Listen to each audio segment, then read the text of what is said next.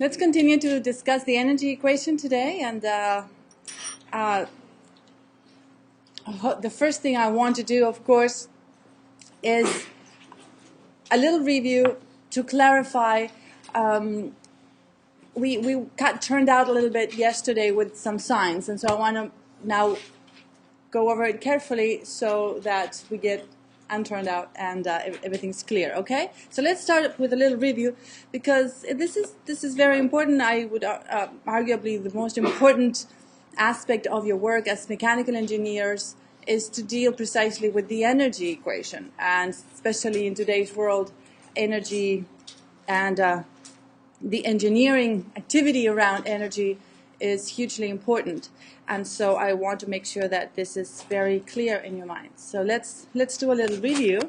And let's start with what should be familiar for all of you, which is the energy equation for a control volume.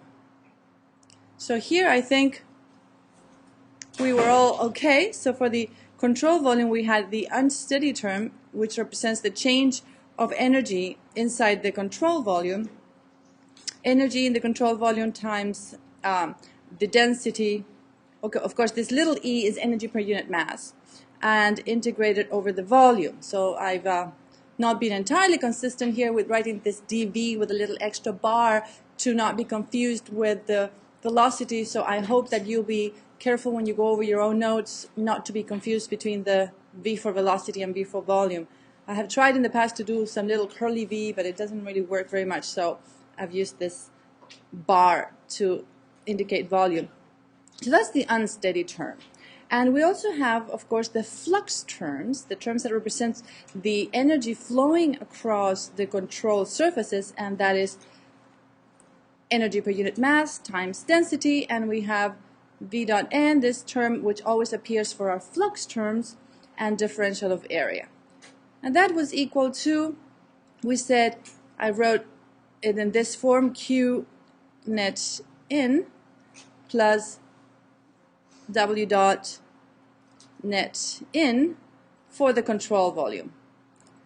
And here, of course, this term represents the net energy addition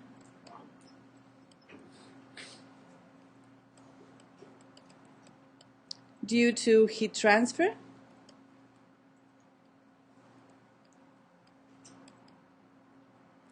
And this guy over here represents the net energy addition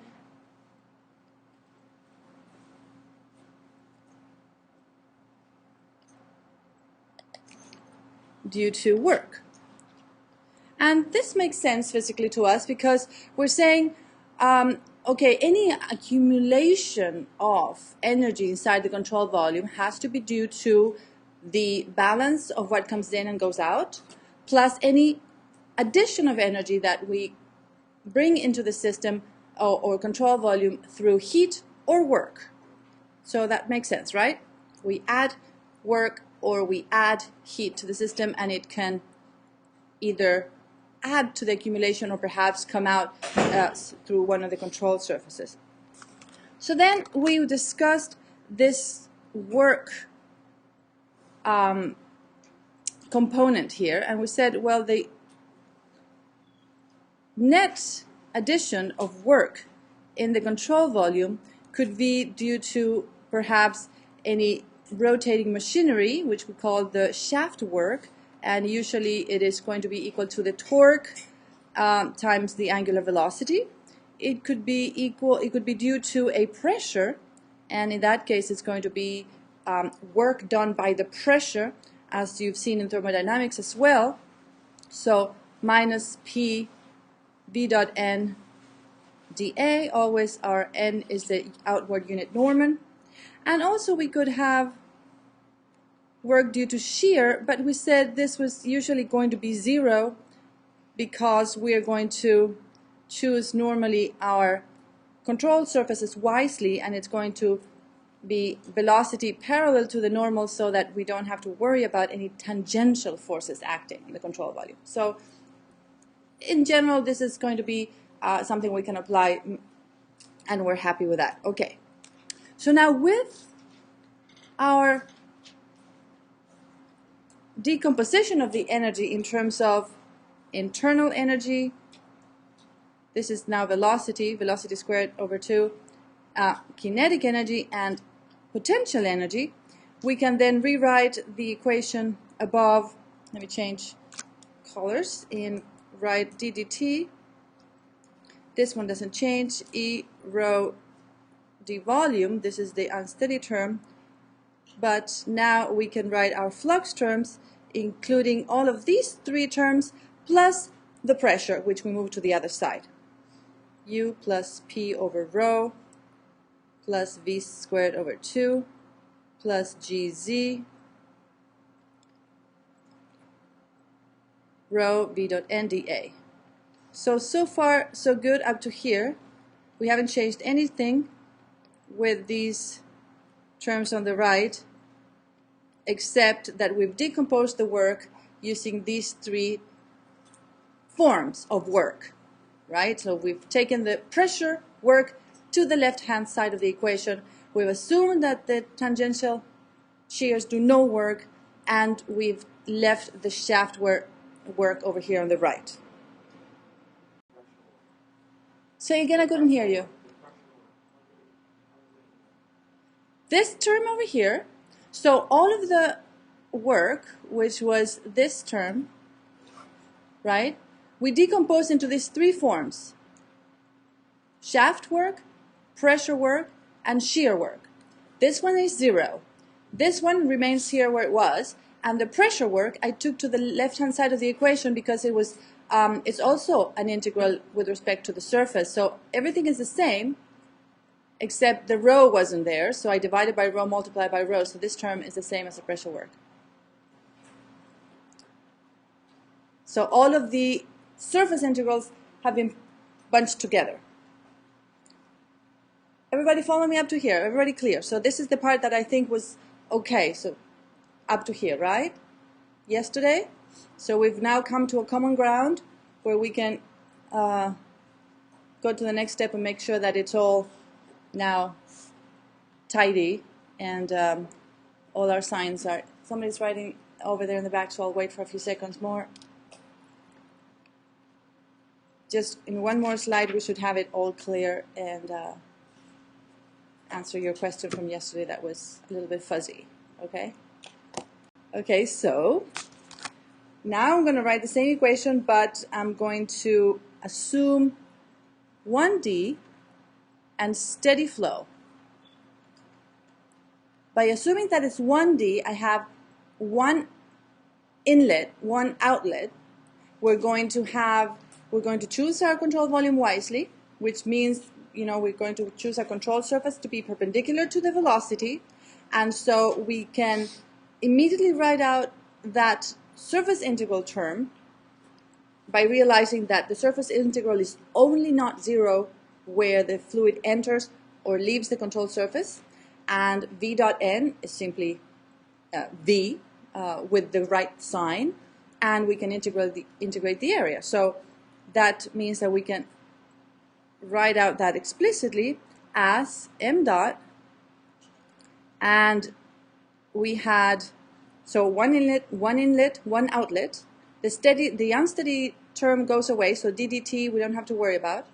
But for the flux term, we have U out minus U in, and the pressure term, P over rho, out minus P over rho in, then plus V out squared minus V in squared over 2 plus G Z out minus Z in. This is all just coming from the surface integral term, right? And the right-hand side didn't change at all. Q net in and the shaft work.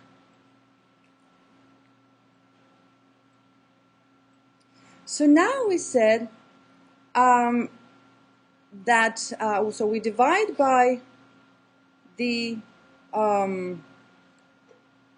mass here. We divide over by this guy, and we defined this term over here was related to loss, And this term over here was related to loss, and we bunched those together, and so we have just P over rho out. So we also assume that rho is constant, okay? Rho is constant so that we don't have to worry about here having rho out, rho in, just rho. So I'm taking all of these guys here, and I'm going to write P out over rho minus P in over rho. This term is the same, V out squared, V in squared, G Z out minus Z in. And this is equal, we've divided over by m dot, so I have W shaft over m dot. And I said all of these other terms are going to be just a loss, minus the loss. So we compared the Bernoulli equation with the energy equation, if you recall, and we saw that when we did that, the only terms that were different were the internal energy and the heat terms. I'll ask you to go back to your notes and look at that so that I don't have to rewrite that part. You see it? Okay, so the only terms that are different are the internal energy and heat terms. And so we said, okay, but Bernoulli equation applies only to ideal flows which are inviscid and there's no heat transfer. And so this ideal situation, when we add the losses, becomes real world with losses. They are due to internal friction in the fluid. So we bunched those terms together. We said those terms which were U out minus U in minus Q per unit mass now, because I've divided by m dot, net in is equal to 0 in the ideal flow and is greater than 0 in the real case because of the second law of thermodynamics, because of friction losses. Okay, and this is always greater than 0. Okay, so I've moved it to the other side. I put the minus sign here. That's consistent with Q, the minus Q, and the fact that I'm taking this to the other side. Is that clear? Yes? Back there? Everybody? Okay, so that's where this terms from. You would just bunched it together and we called it loss because of our analysis with the Bernoulli equation. And we concluded this was all going to be due to friction. Yeah? I see you are nodding, and in the back, I want to make sure you guys, this is very important, so that's why I want to make sure that you get this. Yes? I don't quite understand why net in on the right comes after a loss. Again, look at your notes and compare the Bernoulli equation with the energy equation, and remember that, I mean, we're calling it a loss because once you move heat around, it's very hard to move it back, right?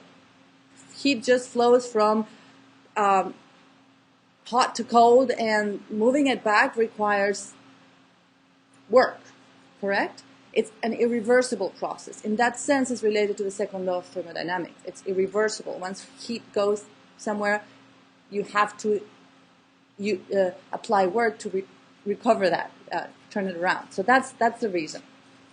And so simply by comparing Bernoulli equation, which is ideal, to the energy equation, we compare. The only difference between the two is this term over here. This is this combination of terms. And so we conclude that all of these terms are associated to the losses, which were neglected in Bernoulli's equation.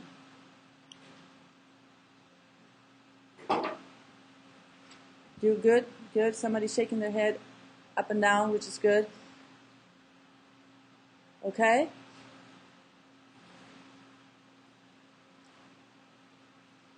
Good? All right, so we call this equation in green the mechanical energy equation.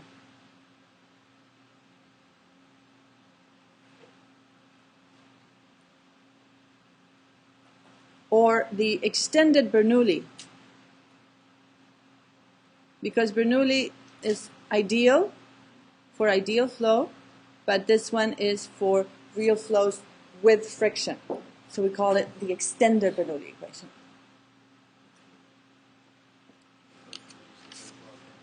This one was applying the first law of thermodynamics to a fluid system and writing out the work as shaft work, pressure work, shear flow, assuming shear tangential forces do no work because velocity is perpendicular to control surfaces, and moving things around.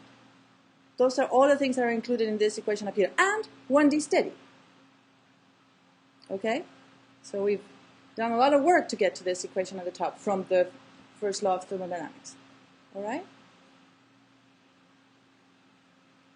Okay, now we're looking at the green equation, the mechanical energy equation, and we think a little bit further about this shaft work. And we think about the types of devices that do shaft work: pumps, turbines, fans, propellers. So let's just consider the two options of work going in or going out. And we think about a pump. Of course, a pump injects energy into the control volume, so work goes into the control volume. And so the shaft work in this case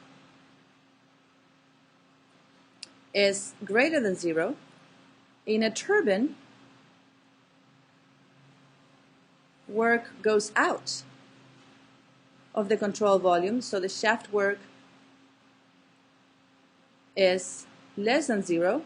And so basically we can write the shaft work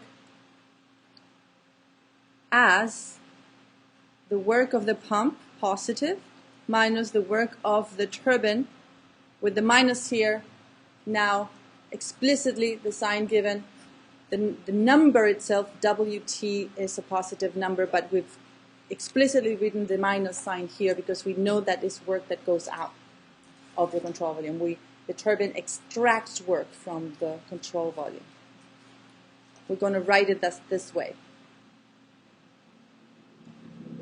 So in terms of head, the fluid head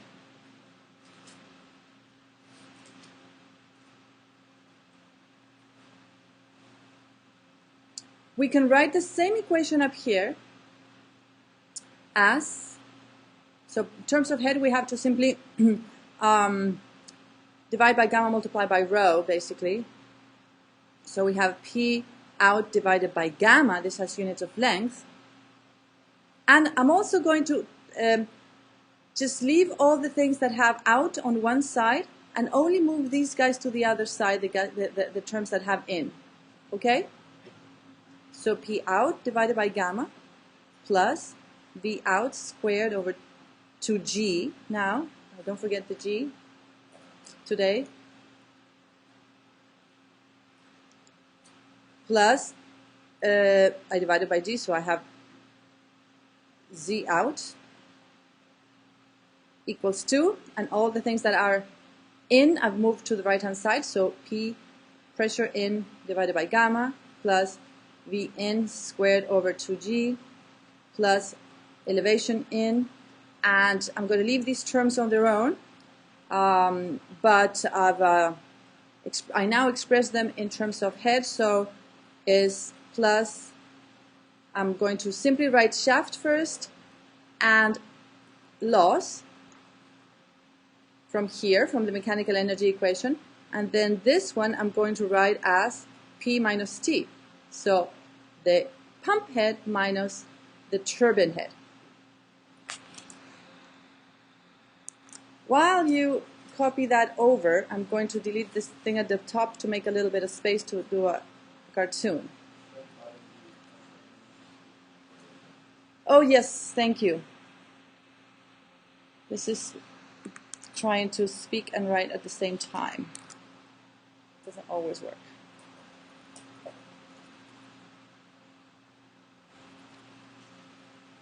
So this one we don't need anymore. We just need to compare the two green equations, right? The two green equations are equivalent. The only difference is that the one at the bottom has been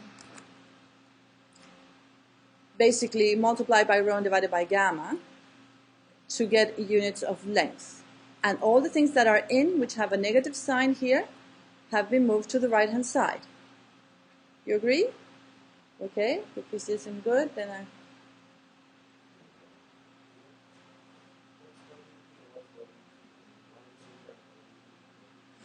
Okay, so I considered that the shaft work, which is a rotating shaft due to a rotating machinery, could be two types of machinery. A machine that pumps work into the system, a pump, or a machine that takes work out of a fluid system, a turbine. So I call these pump and turbine.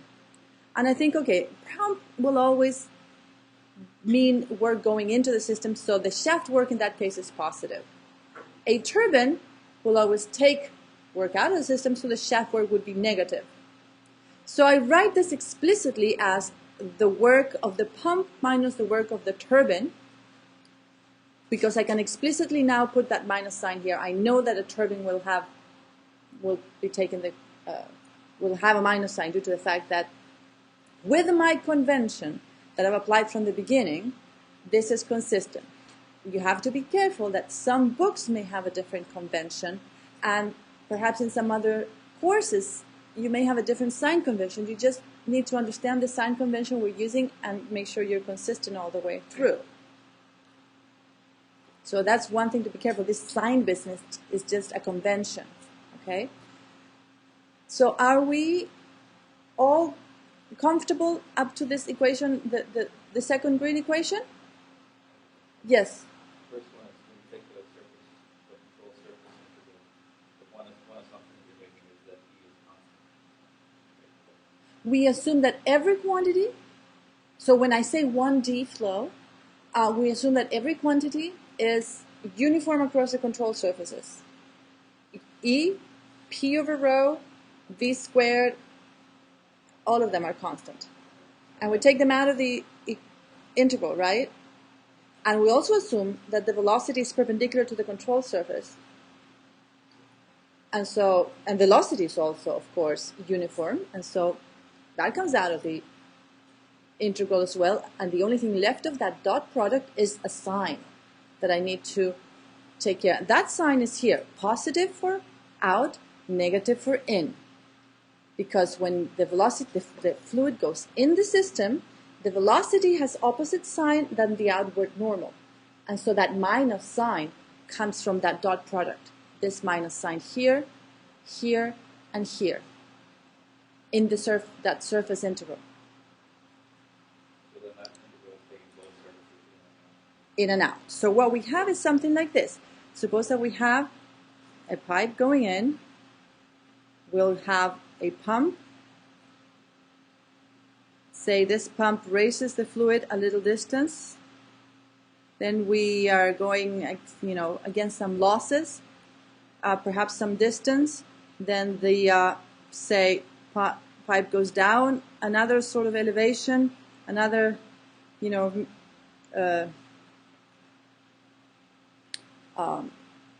distance, and then we have a turbine. We're going to make the turbine in this shape. So this is going to be my control volume. The pump is in, the turbine is in, and all of the piping is in. I rather would make this smartly here. Let me draw this again, like this, and here. What did I do there? Okay, so what we have is here in and out. Okay, and our surface integrals were only non-zero in this area and this area, because that's the only place that there's a non-zero velocity. And so we have some work possibly going in the pump some work possibly coming out through the turbine due to the turbine rotating some shaft and generating electricity. And that's our situation, right? Which we have an equation for in the bottom in terms of head, fluid head. So now what we're going to do is we're going to use the stations that we are used to using and when applying Bernoulli's equation and so on. So we're going to call this station 1 and this one station 2.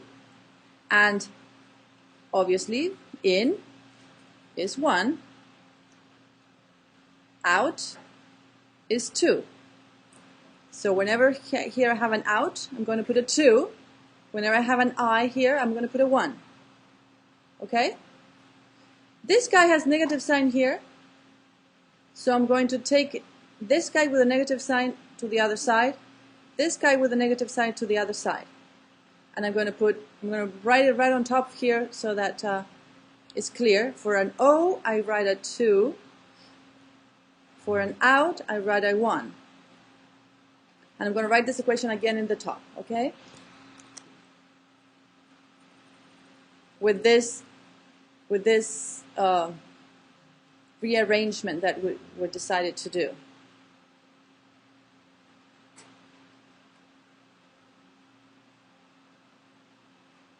So now I can write it. In addition to that, I'm not happy with having 2 on the left and 1 on the right. I actually want 1 on the left and 2 on the right because 1 is here, and 2 is there. 1 is in, 2 is out. So I'm going to simply take all of the things that have a 1 with the one that remains there with HP. I'm going to write. Say again? Head is always a unit of length. We've already divided by mass, but we've also divided by gamma and multiplied by rho to get units of length. Oh, let me just use lowercase h for everything. And there's no meaning to the h, leaving uppercase and lowercase. Sorry about that. Okay, so all of the things that have a 1 plus the pump head go here, P1 over gamma plus V1 squared over 2G plus Z1 plus the pump head equal P2 over gamma plus V2 squared over 2G plus Z2 plus, I've taken these guys to the other side, so plus turbine head, and let me use a lowercase now so that I don't have 2 types, and I should have used lowercase for everything. That's just, doesn't really matter.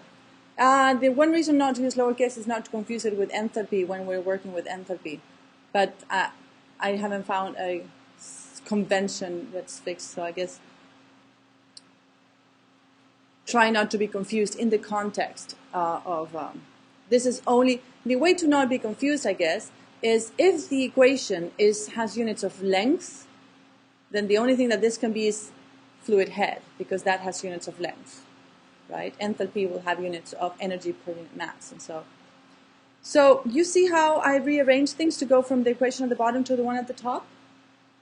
Now this one is just more convenient because now for any system of the form that I have here, which is quite common, that we have something coming in, pump, turbine, losses, something going out, then we write the equation in this way, and everything now, the correct sign is taken care of by where we put the pump head, turbine head, and head loss.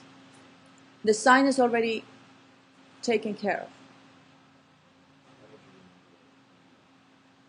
Energy in, energy out. So basically what this equation says is the energy at the inlet plus added energy with a pump is equal to the energy at the outlet plus energy that's taken out by a turbine plus energy that is taken out by losses. So that it makes sense, doesn't it?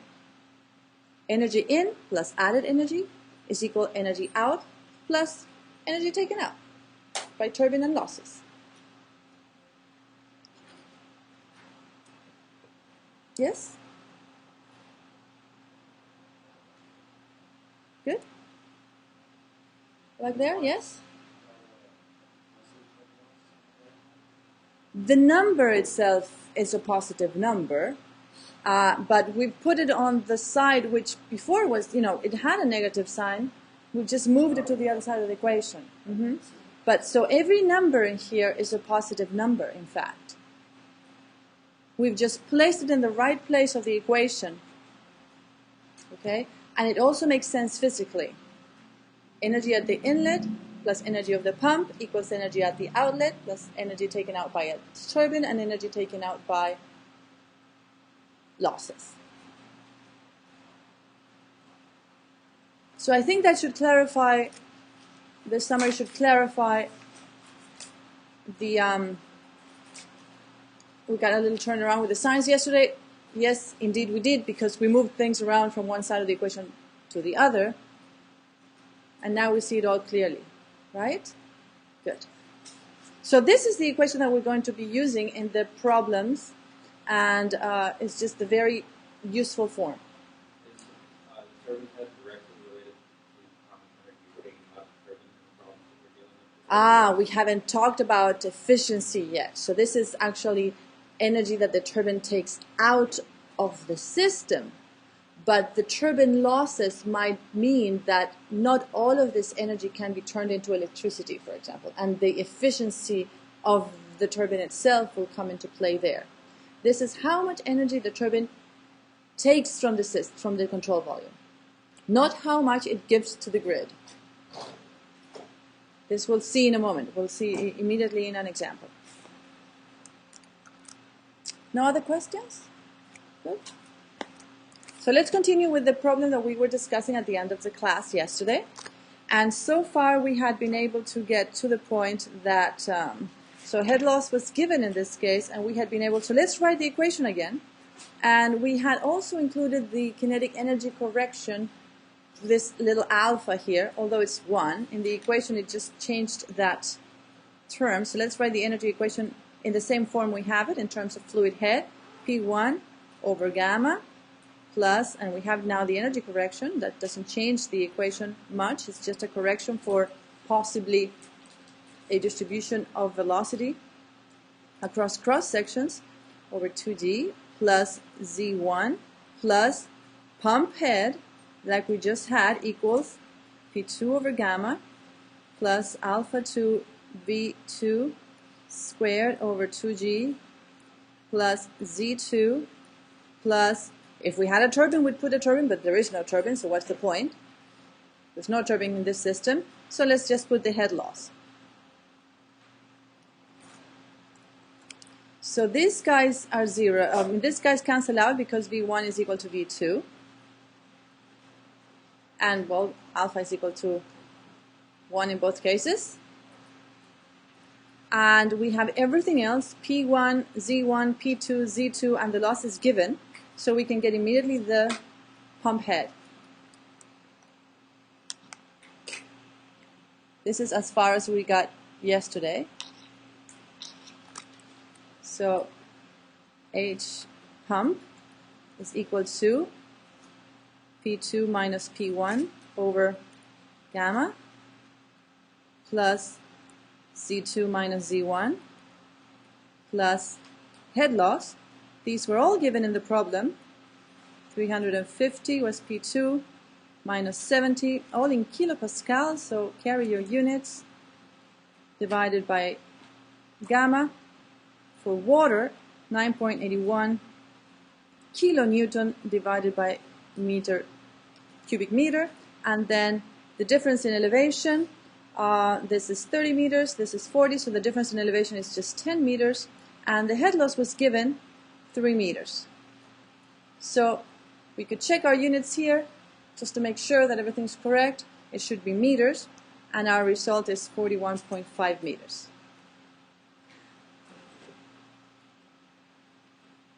So this result over here is important this result here, we can interpret it to mean the following. This result says that the head provided by the pump is equal to three things. The increase in pressure, P2 minus P1, the increase in pressure that it was able to give the fluid, plus the increase in elevation, plus the head losses. So this is what a pump must work for, to change pressure, change elevation, and cover the losses. Those are the things we need to design a pump for. Now, the question asked for power, so we're not quite finished yet. For the power, we need to use the following equation. We need to go back to when we had the first equation in the beginning. We had W dot divided by M dot, and then to get head, we basically divided by gamma multiplied by rho, which is the same as divided by G. And so reconstructing that, we write HP is equal to the power W dot divided by M dot and G. You agree? So now what we want is this guy here, the power. So the power of the pump, so this is W dot, so it's power, work per unit time, of the pump is equal to M dot G H of the pump. This is called, well, actually we can even write it a little bit more conveniently. As for the M dot, we can often use the volumetric flow rate, so gamma Q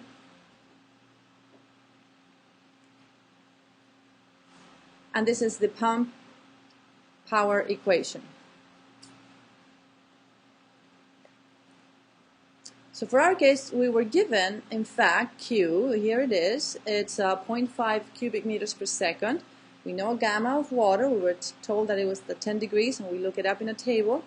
And we know all of these things, gamma, Q, and HP we just calculated. So the power of the pump is 9.81 kilonewton divided by cubic meter times 0.5 cubic meters divided by second times 41.5 meters, which we just found, and I get finally 204 kilowatts. Quite a big pump indeed.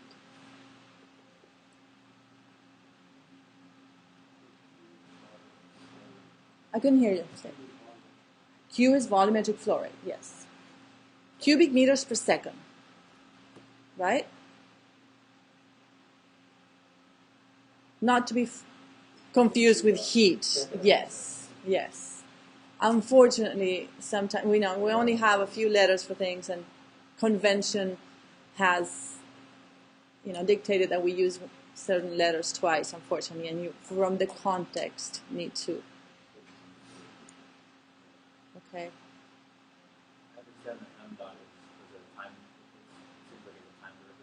Yes. It means the dot. It means the rate. So M dot is mass per unit time. That per unit time. Yes, that's the convention. It's a rate of change per unit, in time. So that we haven't taken into account any efficiency yet. We'll do it in the next example for the power produced by a turbine. Just give me 5 minutes and we'll take a break. Let me get started with the turbine example. So far so good, everyone? Good. So the equation here, we're going to use the same equation to look at the next case, which is the power produced by a turbine. So this is the situation now. I'll give you a little time to draw the picture. We have some reservoir at an elevation of 61 meters, and the water is taken down some set of pipes into a powerhouse where there is a turbine. The elevation there is taken to be 0. And so we have a small hydroelectric plant here, and we need to have some numbers here. So the discharge of this hydroelectric plant is 14.1 meters cubic per second through an elevation of 61. You see the elevation is 61 meters. We're going to be given the head loss. The head loss through the whole system is going to be 1.5 meters. Somehow we've pre-calculated that. The losses in this piping system and so on. Head loss. Usually we use the word discharge, although it's the same thing as volumetric flow rate, and this is the head loss for a hydroelectric plant. And in addition here we're going to be given the fact that the efficiency of the turbine is 87%. So what is the rate of power generation?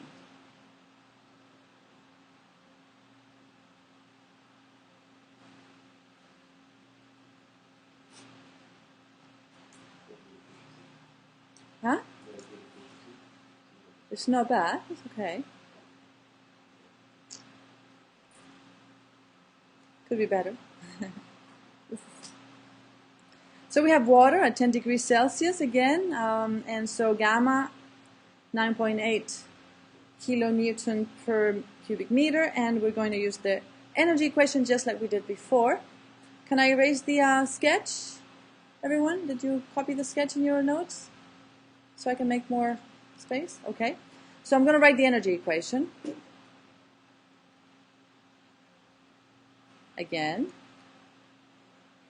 the same energy equation we had before, P1 over gamma plus, I'm going to leave the energy corrections, alpha 1, velocity 1 squared over 2g plus z1 plus pump head if I had a pump, but there is no pump here, so I'm just going to immediately make it 0 and forget about that term.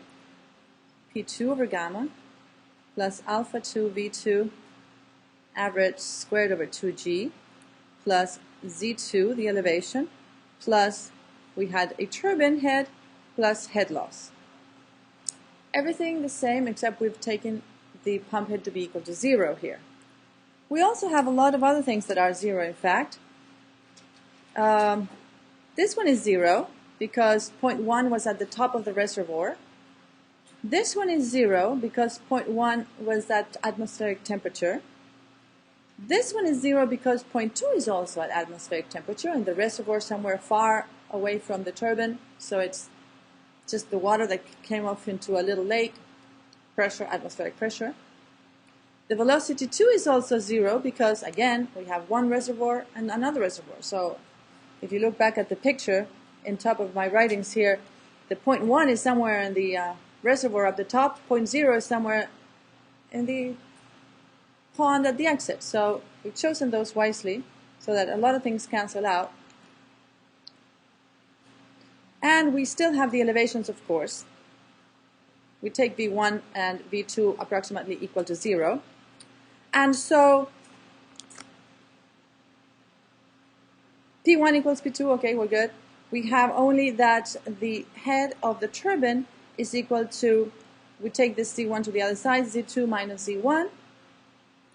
And minus head loss because I've taken this to the other side. So now we have everything. That is 61 minus 1.5 was given in the problem, and the result is 59.5 meters. Yes, question? Oh,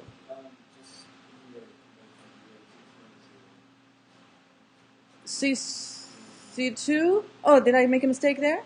Yes, you're right. Thank you. It's a mistake. It is.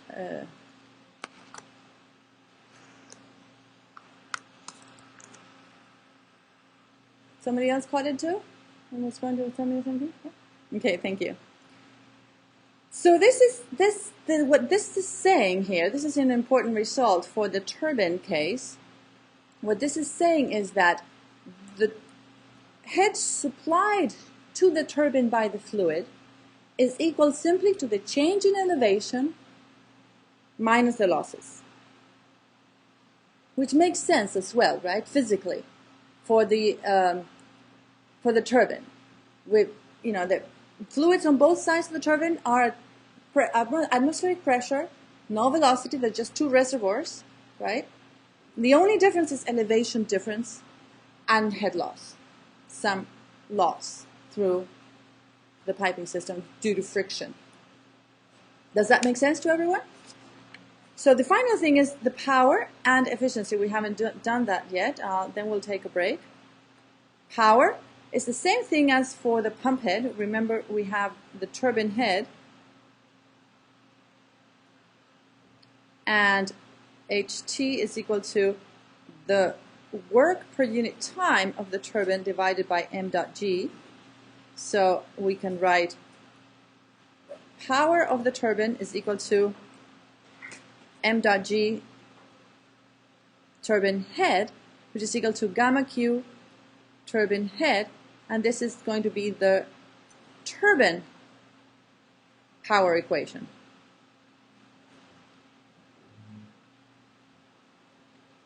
So we have all of those values, and we can calculate the power now. Gamma is 9.8 kilonewton per cubic meter.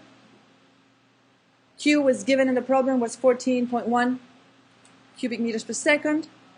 We've just calculated HT, 59.5 meters. We multiply those three numbers together, and we get the power in the power. Basically the power that was input to the turbine. And then we're going to have to apply the efficiency. So 9.81 kilonewton per meter cubic. 14.1 was given in the problem cubic meters per second. And we've just obtained the head, 59.5 meters. And my result here is 8.23 megawatt. So I've already multiplied again, combined the last one, 10 to the 3 power into this mega. I'm going to get a large number out of here. So now we need to consider the efficiency. I haven't left much space, but let's do it in red so you can see.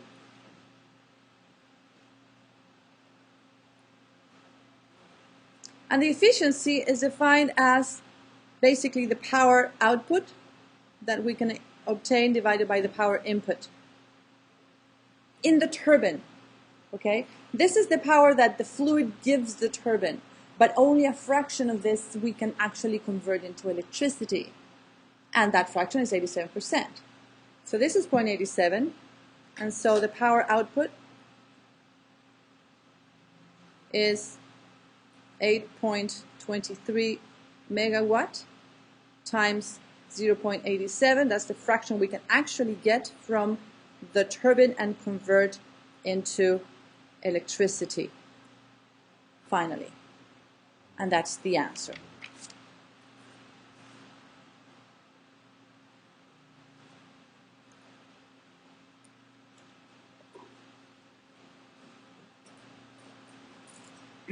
Good time for a break, it seems, but hopefully, so again, this is a very important topic, so I hope that we've gone through it in detail. When we come back from the break, we'll discuss an application for wind energy.